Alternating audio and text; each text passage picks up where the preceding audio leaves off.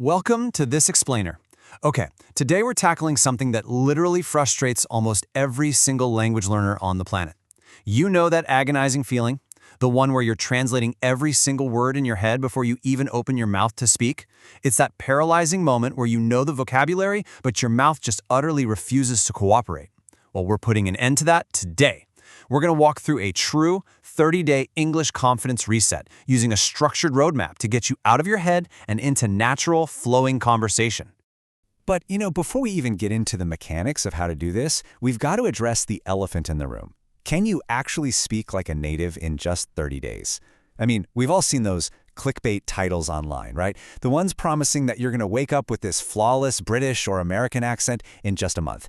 Let's just be absolutely real for a second and ask, do those promises actually work? No. Actually, scratch that. Absolutely not. If someone is out there selling you a perfect accent in 30 days, they're selling you fiction. But, and this is a massive but, while you can't get a flawless accent in a month, you absolutely can completely transform your conversational flow. Seriously, in 30 days, you can go from feeling completely frozen and nervous to speaking with real confidence, rhythm, and a natural cadence. We aren't here to memorize 1,000 new vocabulary words today. We're here to completely reset how you think about speaking and how you physically train your mouth to move. So here is our exact game plan for today. We'll start by busting the native speaker myth, then we'll dive into week 1 with cognitive restructuring, hit the shadowing technique in week 2, build volume in week 3, tackle real-world action in week 4, and wrap it all up with the final challenge. All right, part 1, the native speaker myth and why vocabulary isn't actually your problem. So looking at this 30-day timeline, you might notice something missing. We aren't starting with grammar books. Because honestly, the biggest roadblock to speaking naturally isn't a lack of memorized vocabulary, it's internal anxiety. Your fear is the roadblock. So we've got to build this from the inside out, starting with your internal mindset in week 1, moving to physical mechanics in week 2, pimping up the volume in week 3, and finally bridging the gap to real, external social practice in week 4. Moving on to section 2, week 1, cognitive restructuring, fixing your mindset. Now, cognitive restructuring. I know it sounds like a super technical academic term, right? But it's actually incredibly practical. It simply means fixing your mindset by reframing your nervous thoughts. And there's real hardcore science behind this. When you get nervous about speaking, your brain basically goes into a panic state, and it releases a stress hormone called cortisol. This cortisol literally blocks the language center of your brain. Have you ever known a simple word, but under pressure, your brain just completely freezes and goes totally blank? Yeah, that's not a lack of English skills. That is a chemical cortisol block. So your week 1 challenge is to reframe those thoughts entirely. Instead of thinking, oh no, everyone is going to judge my accent, you have to tell yourself, hey, most people actually admire language learners, and they probably won't even notice small mistakes. I challenge you to start a wins journal right now. Every single day, write down just one positive interaction or conversation you had. This gives your brain tangible, positive proof that you can do this. We're training your brain to see mistakes as helpful data that guides your improvement, rather than some kind of failure. All right, section 3, week 2, shadowing technique, where we master connected speech. Now, what's really interesting about this next concept is how we fix the actual sound of your English. This is exactly why native speakers sound so impossibly fast to you. It's not actually speed, it's what we call connected speech. Just look at this textbook sentence. I want to go to the store. A natural speaker doesn't say it like a robot. They say, I want to go to the store. Words like to and the are weak forms. They completely change, soften, or just disappear depending on the context. If you read English exactly like a textbook, well, you're going to sound exactly like a textbook. So, to actually master this connected speech, we're going to use a 5-step routine called shadowing. This is where you listen to a native speaker and repeat what they say simultaneously, literally like their shadow. Step 1, find a source. Pick a short clip under 5 minutes from a YouTuber, a TED Talk, or a podcast you genuinely enjoy.